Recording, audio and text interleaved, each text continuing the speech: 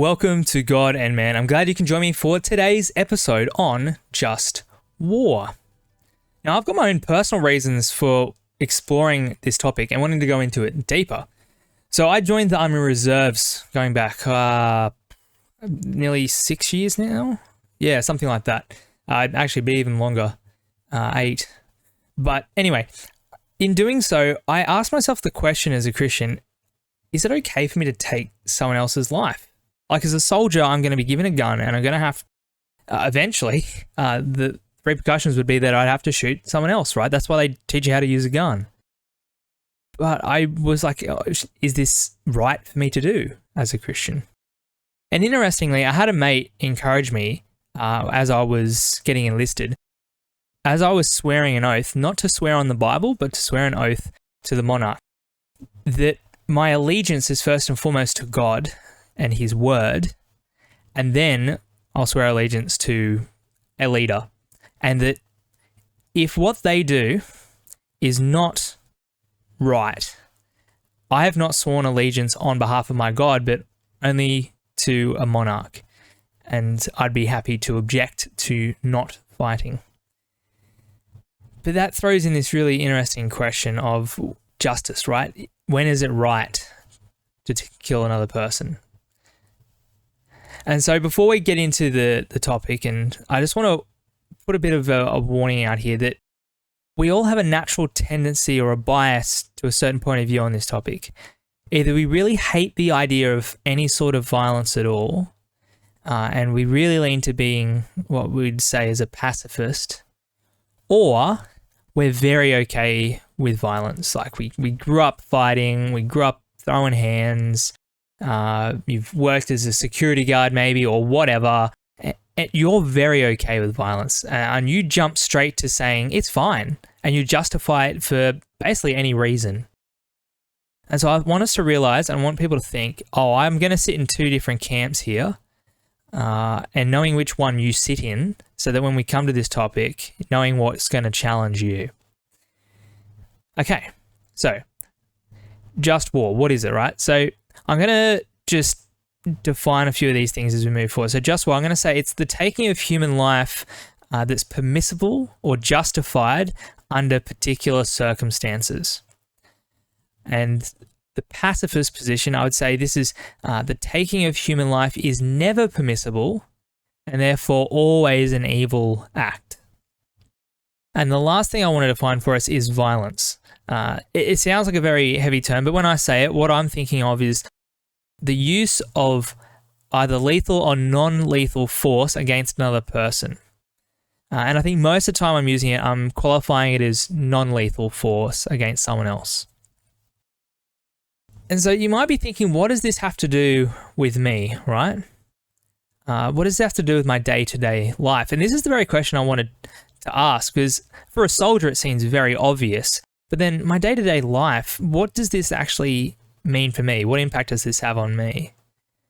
Well, as I was thinking about it, I'm like, well, what if there's people or opportunities or circumstances that come up where I'm forced to make a choice as to whether I will act, whether I will use violence to restrain someone or to maybe even end someone's life to save another person's life?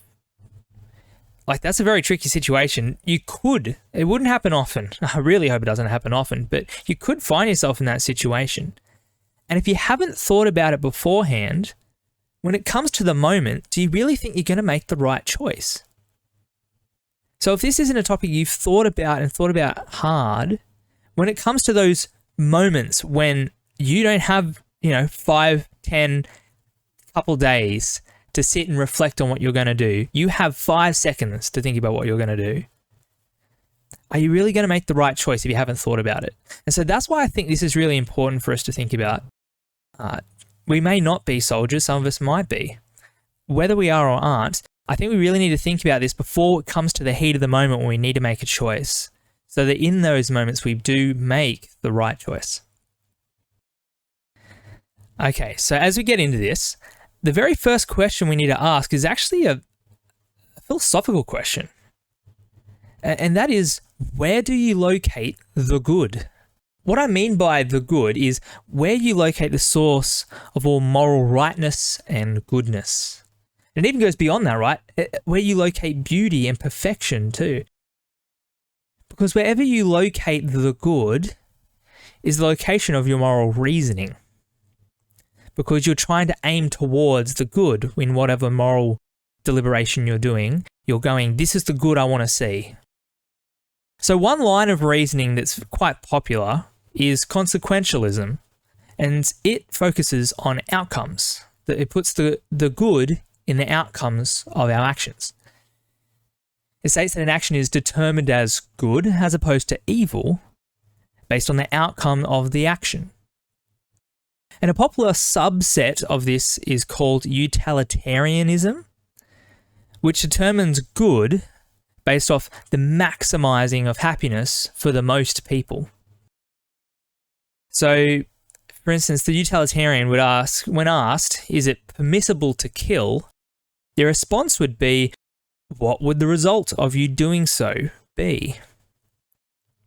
So unless you can see into the future and know that your actions will produce the maximal happiness, should you act?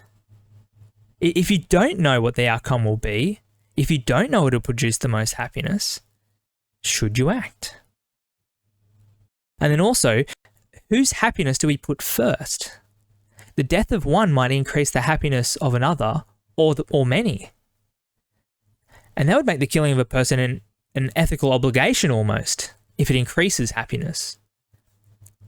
Additionally, how do you know the future outcome will be the good you desire to happen? Often we don't have control of other variables in life and things that happen, and we may have very limited or barely any control over the outcome at all. So, see, eventually this kind of reasoning leads people to justify many evils based on the greater good. For no action in of itself in this kind of reasoning is actually good or evil. It's just only whatever the outcome it produces is. But the Christian ethic is very different. So Christians, we locate the good as God himself. God is the source of all goodness and moral order. Anything that is good, desirable, beautiful, right, and just comes from God.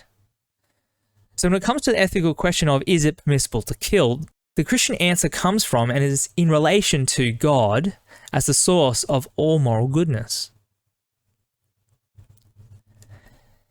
And so this leads us to the next point, which I might lose you on, but please try and bear with me. I'll try and describe it as understandable as possible. And this is what I would say is being as good. So existence as good. So God is good, and he is the source of all existence. Anything that exists has existence because of God's overflowing goodness. Creation itself exists because of God's overflowing goodness. So, therefore, the ending of someone's life is to deny the goodness of existence as participation in God's goodness. So, I'll say that again. The ending of someone's life is to deny the goodness of existence as participation in God's goodness. So, this is why killing in of itself is a wrong act, even if it is justified. Even if it is justified, and we'll come back to that. So, see, this means that the pacifist is right in some regards. Killing is wrong. But pacifists are incorrect in saying that killing is never permissible or justifiable. Additionally, God chooses to remove people from participation in his goodness. And this is not defined as killing, right? For the term killing relates to humans ending another human's life. God can choose to remove people from participation in his goodness. Now, that could be its own sort of topic, so we won't go down that rabbit hole. But anyway, so in summary, everything has existence as an overflow of God's goodness. for another human to deny participation in that goodness is wrong. And it's not good that one human should or would end the life of another.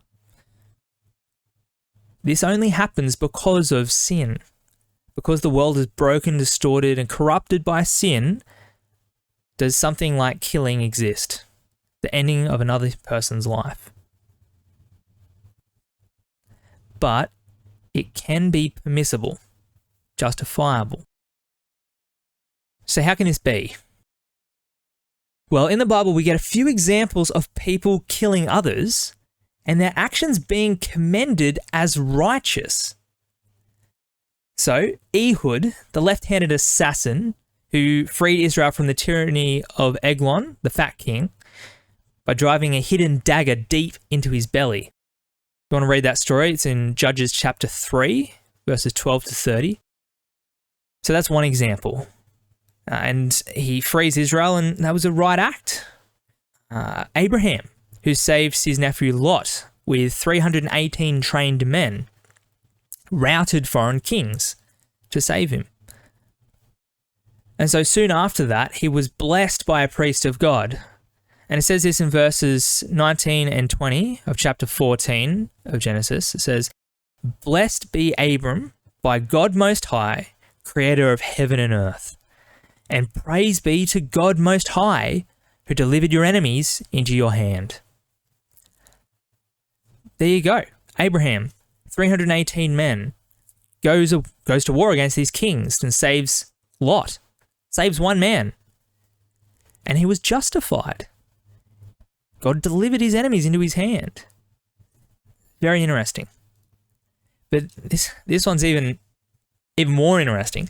Samson, he defeats the Philistines time and time again in fits of rage, single-handedly by the power of God's Spirit. So Judges 14 to 16, you can read about that. Such an interesting character. His motives aren't good. He hates, so he kills. He desires a woman, so he kills. He's angry, so he kills. Yet, he's commended for bringing judgment. So in Hebrews chapter 11, verse 32, it says this, "And what more shall I say? I do not have time to tell about Gideon, Barak, Samson, and Jephthah, about David and Samuel and the prophets, who through faith conquered kingdoms, administered justice, and gained what was promised." Very interesting there. Administered justice. Brought justice. A guy like Samson, in all his wrong motives, brought justice. But we need to remember this is only because of sin, right? That killing is permissible. Because of man's rebellion against God, humanity's depravity, seeking pleasure and goodness without the one who's the source of goodness.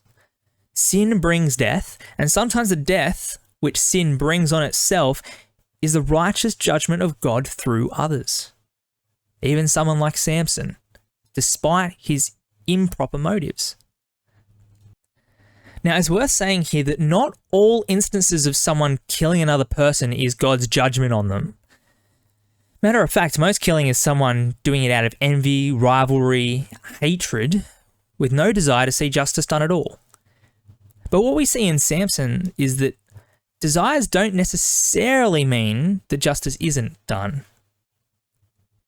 But on the flip side, people will also commit acts of violence and kill other people for wrong motives. And that in itself is sinful and wrong. And sometimes it isn't God's justice. But we can't always tell from our perspective whether it is or isn't. But sometimes there is a desire to see justice, right? We wouldn't always say that every time someone decides that they're going to kill, that it's only out of pure self-interest. Sometimes people really do have a desire for justice, even if it's from a wrong place, a misunderstanding, whatever. Some people do come from a genuine place of wanting to see justice done. So then the question we need to ask then is, who has the authority to deal out justice? So what gives someone the authority to execute judgment on someone else? On what authority can someone make the choice to use violence, even lethal force, right, to carry out justice? Essentially, the question we need to ask is, what makes someone or something an authority? And there's two factors. One of them's more primary than the other, but these two are recognition and power, and the greatest of these being power. So, for example, a king or a government in authority of the land, because they are publicly recognized by the people as their authority, and they have the power to enforce their authority. If they lack the public recognition, but still maintain the power to enforce their authority, they are the authority. But they stand on shaky ground, right? For they don't represent the people anymore. And that's their role.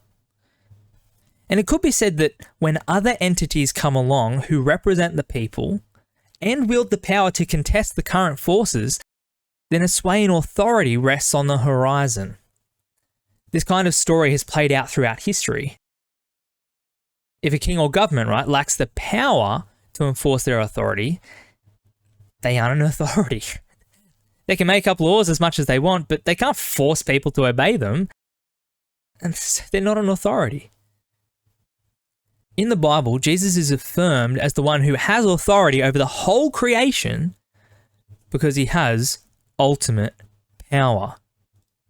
So 1 Corinthians 15, the Son, that is Jesus, is the image of the invisible God, the firstborn over all creation. For in him all things were created, things in heaven and on earth, visible and invisible, whether thrones or powers or rulers or authorities. All things have been created through him and for him. He is before all things, and in him all things hold together. He is the head of the body, the church. He is the beginning and the firstborn from among the dead, so that in everything he might have the supremacy. Jesus rules over all things because he's the one through whom the whole world comes into being. All rules, all authorities exist only as they have existence contingent on Jesus. They don't exist without him. By his power, the world exists. And that's why he has the supremacy. And in his resurrection from the dead, he's proven to be even the ruler over death itself. Ultimately, it is power that makes something an authority. Without power, there is no authority. And God delegates his power to people as his agents of judgment. So that in this age, we can see some sort of justice come, but it's only an interim justice until we wait for the final judgment to come. And so in Romans 13, we see this idea of humans being entrusted with judgment. So Romans 13, verse 3 to 5. So, for rulers hold no terror for those who do right, but for those who do wrong. Do you want to be free from fear of the one in authority? Then do what is right, and you will be commended. For the one in authority is God's servant for your good. But if you do wrong, be afraid. For rulers do not bear the sword for no reason. They are God's servants, agents of wrath to bring punishment on the wrongdoer. Therefore, it is necessary to submit to the authorities, not only because of possible punishment, but also as a matter of conscience. The authorities, they're there to bring judgment. They're given the sword in this life to bring judgment on the wrongdoer. Now, it'd be interesting to think about what it means by conscience there. I haven't done much thinking on that, so if you've got some thoughts, let us know. But anyway, moving forward, I want to think about what this means for us, right? So should we exercise violence, non-lethal force, to bring judgment on others? Maybe even sometimes lethal force, right? Well, we need to acknowledge that our publicly recognized authorities are there to deal out God's judgment. They're given the sword. Our first port of call for justice is our authorities. But they aren't the only authority in our lives. See, if we hold power over others, in a sense we have authority over them. So, therefore, we have power to punish wrongs, in a sense. This could be as simple as a father disciplining his children, right? And when I talk about violence, I'm talking about non-lethal as well. So I was smacked as a kid, and I'm very thankful for it. The rod of correction. Some would say that hitting children, smacking is wrong, because based off the premise that physical violence is never permissible. I don't agree. From my position, I would say that it's fine. You've been given that authority, and you're there to punish wrongs. And interesting, our Father does that in order to correct and put them on the right path. And in a sense, our authorities do the same on a much bigger scale. But anyway, that's my own personal thoughts on that. And I think that's just one example of where we can see a microcosm of authority over others in our own lives, and how that plays out with the use of force to correct. But when we bring war and maybe even lethal violence into the mix, we aren't just talking about correction anymore. So we're speaking of severe punishment. In terms of authorities, it can be years of time in jail, or someone ends up dead. And so when it comes to the application of this kind of thinking and ethical reasoning, I'm going to be really honest here and say it gets tricky and grey. Very tricky and very grey. See, so we all might hold the potential to take another person's life in our hands, but that doesn't give us the authority over them. And when they do choose to kill someone, to use that force, they're brought before a judge, a recognised authority with power to bring judgment for doing wrong. And what they do is determine if the killing was in some way justifiable. Or in other words, did they act in a way that the public authority would have? Now, that works to some extent, and this is where this greyness comes in, right? But here's a working example to maybe flesh it out a bit. So, old lady attacked on the street, young, fit, fighting man, you come to rescue her, and in the altercation, the attacker dies. There could be many other details to throw in here, but just for the sake of argument, we won't bother with more details, right? So the choice to come to the old lady's help and to bring judgment on the attacker, if it's brought before the judge, it'd most likely end up with little charges, probably not no charges, but little charges laid, because the recognised authority sees that you acted in a way the authorities themselves would have. And so in the vacuum of no justice being done or no authority there to bring justice, you've filled the void, in a sense. You've filled the void of justice, and the recognised authority who's been given the sword has recognised that you've appropriately filled that void. However, sometimes a public authority doesn't have the moral compass pointing in the right direction, and they punish people for doing what is right rather than what is wrong. And they reward people for doing wrong rather than what is right. And when this happens, we definitely feel it. We hate it. We know that there's been a mispassage of justice. But Christians are still to submit to their authorities and recognize that they are the authority that God has placed there, that God has put the sword in their hand to deal justice. And keeping in mind, when this was written, we go back to the Roman Empire. I mean, maybe it was a very just society. I'm not particularly aware of how just it was, but I do know that a man named Jesus died on a cross who was perfectly innocent. So, how just was it? Well, misjustice definitely took place in the Roman Empire, that's for sure. And so in that context, Paul writes about these authorities are there, submit to them, they rule, and they hold the sword because God gave it to them. So we need to submit to them. And Christians can take great comfort and submit with the assurance knowing that God is the final, ultimate righteous judge. It's much harder for someone who isn't a Christian to submit to their authorities. They think that the only justice is the one that comes here and now. And any mispassage in justice can't really be rectified. It can be avenged, sure. But can it be rectified, made right? Not without God.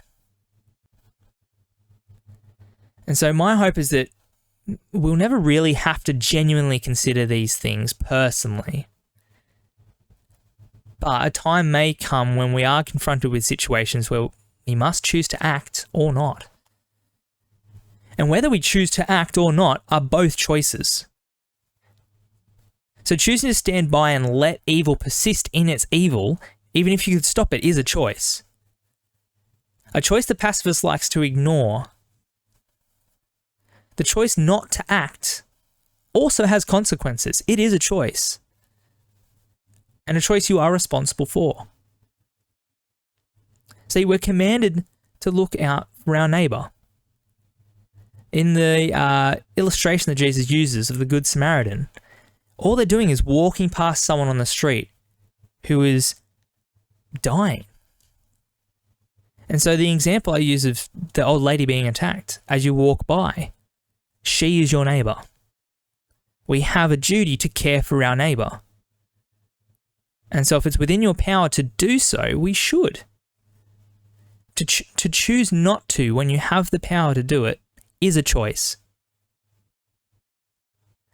If you choose not to act, you're choosing to let evil befall your neighbour, and you've failed to love them. Okay, there's much more I could say on that, but I want to turn our attention now to the broader topic of war. Nation against nation, right? And I haven't spoken about it for the majority of this for good reason, and that's because it can be quite tricky. So the ethical grounds for why you might use violence in your own life to bring justice, I think, is the foundation for broader reasons for war. It's to bring judgment on the wrongdoer, basically.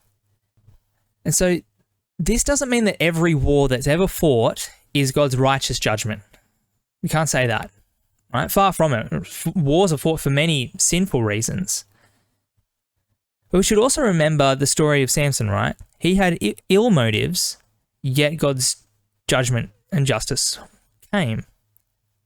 So we can't always assign this person has bad motives, therefore not right, or it wasn't just. And then this is the tricky thing I'm talking about here. Yet at the same time, they are doing evil based on evil motives and committing evil and have evil outcomes. It's evil. And this is why we need to remember we're not God, why we don't have God's perspective on the world. We can't see things from his eyes and his plans and know, oh yes, this was God's judgment, or this wasn't God's judgment, or vice versa, right? This is the greatness I'm talking about here. And we need to just remember that we're human, we're created, we're not God, we don't have his perspective, we can't make judgments like God can as judge. And so that's why our authorities, and when they choose to go to war, they're making interim judgments between now and the final judgment. Also, it doesn't mean that the victors in war are the righteous ones. So thinking on the flip side of the coin, that those are judged must be wicked, or those that do the judging must be righteous. See, only God is good and only his judgments are perfect. And until his perfect judgment is revealed on the final day, it's actually, like I was saying, difficult to determine how justified or just war is. Sometimes we can look back on war throughout history and critically determine whether war was fought for good reasons, not good reasons. It had good outcomes, didn't or did see justice done. But in the present day, it becomes much a harder task. We can't read people's hearts. We don't know all the information. It's very hard to actually make decisions on whether war is justified or not. Again, we aren't God. We don't have his perspective. We can't see all things and know all things and judge like God judges. We can't. And so nation will wage war against nation. They will bear the sword against each other. And is one more justified in doing so than the other? Maybe. We can't exactly know. As Christians, we need to actually look forward to that final judgment when all is laid bare and God judges perfectly. So, that's not much of an answer, but when can war be justified, right? In the interim period, in the little knowledge they have, nations should and do choose to bear that sword. That's their role, right? So the question we're essentially asking is, what would nations do if they are the perfect judge? So essentially, what would God do? So the Israelite community in the Old Testament were to consult a prophet to inquire of God as to whether they should go to war or not against certain nations. And today, I'm not sure if it's common practice for world leaders to consult godly, thought-out Christians about the ethical decision to go to war. These days, leaders ask themselves, how much money is in it for them? What benefit is there for us? How can we bolster international relations? I doubt very much that they ask themselves, what would God do as the righteous judge here? Actually, if there's very little to be gained, but it's the right thing to do, it's just, do we bear the sword? Do we do it? See, it's because these days, the only God the majority of our parliamentarians and governors believe in is the God of greed. Not all of them, but a majority of them. And this is the problem with human judgment. It's distorted by sin. So we should have a healthy skepticism of leaders who do not have a personal relationship with Jesus. Even then, power can distort. But the power of the Spirit in the Christian to renew their heart and mind is a strong power, and I would trust a Christian to lead our nation. Yet our authorities have been given the sword by God to wield it and bring judgment on the wrongdoer, despite what their motives are for doing so. God used Babylon, for instance, who sought their own glory to bring judgment on his own people. But God doesn't let Babylon off the hook. He promises destruction will come on them for their actions against his people. So, nation might bear the sword. Their motives might be wrong, but it can be God's judgment. Yet, in bearing the sword, they too will face the judgment for their wrongs. And it's helpful in God's word, we're told that that's the situation there for Israel and Babylon. But we can't just take that and place it on any nation, any two nations in this world, in this day and age right now. No, we don't know that. We can't know that. And so we actually need to trust and hope, put our hope, not in justice be done in this life, but that the final day and in the next life, justice is done by our true, perfect judge, which is Jesus. So to wrap this all up, should nations go to war? Yes, unfortunately. They should do their job and bear the sword that they've been given.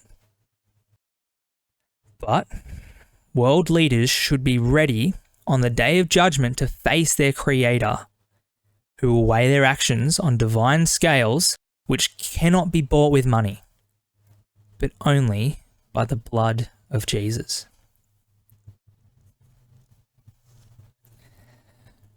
Well, thanks for listening to this episode. It's been a heavy topic, but I think a really good topic to think about. As I've said, we might find ourselves in instances where we don't have the time to reflect and spend time mulling over it.